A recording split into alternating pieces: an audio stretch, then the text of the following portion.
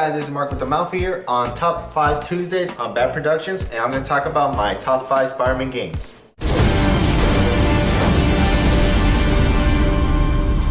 So coming in at number 5 is Sam Raimi's Spider-Man the movie game, which came out in 2002. Reason why it's actually number 5 is because it's actually my first Spider-Man I ever played, so it has a special place in my heart. Of course, the graphics weren't that good, the missions were short, straightforward, and just okay. But the villains made it good. Shocker was in there, Vulture, Green Goblin, of course, because he's in the movie. But of course, it falls to number 5 because it gives away the spoilers and because it basically follows the movie. Number 4 is Spider-Man Edge of Time, which you get to play 2 different Spider-Mans, one from the past and one from the future. The past is Peter Parker and the future is Miguel O'Hara, 2099. Another reason also why I like this game because the Spider-Man from the past is Josh Keaton, the one who voices Spider-Man from the Spectacular Spider-Man show, which I grew up as a kid. Now, the reasons why I like this game a lot is because the story-wise is better than Spider-Man from Sam Raimi's, because you get to see a different story. Combat got improved as well, but of course web swinging and all that's still the same, basic and limited. But yeah, it still has a good place at my spot for the storyline.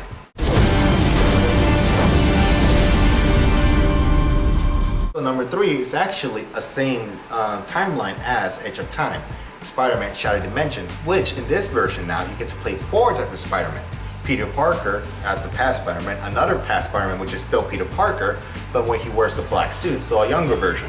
Another one is way more past from the 50s, maybe 60s era from the Mob, which is Noir Spider-Man, and now of course the future Spider-Man 2099. Reason why I like this game also is because, well, again, the storyline is more interesting as well. You get to see more different Spider-Mans and all that. And it reminded me a little bit of that famous TV show Spider-Man from the 90s. Spider-Man, Radioactive Blood Spider-Man.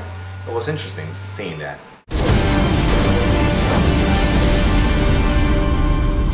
So number 2 is actually Spider-Man 2 from Sam Raimi's Spider-Man, the sequel and also the sequel to the game of Spider-Man. The reason why I like this game a lot is because the physics is more based off what you would think Spider-Man would swing like, and the combats and everything got so improved. And it's actually one of the most famous Spider-Man games of all the other ones. I played this hours continuously, but of course it got boring after a while because the missions, getting the balloon, the pizza routes and everything. And of course again, the storyline, it gets spoiler because the movie is basically the same thing.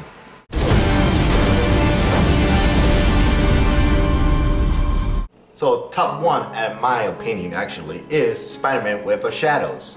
This is one of the games I played constantly when I was growing up, and I played hours on end, which is basically you play Spider-Man, Peter Parker, but you get to fight Venom, where he takes over the city. It's based off a comic, I think it's called Symbiotic Wars or something like that, I'm not really sure, but it's almost similar to it, and of course the storyline is somewhat original. It was very interesting. The swing mechanics is not the best though, but the combat makes it up for it.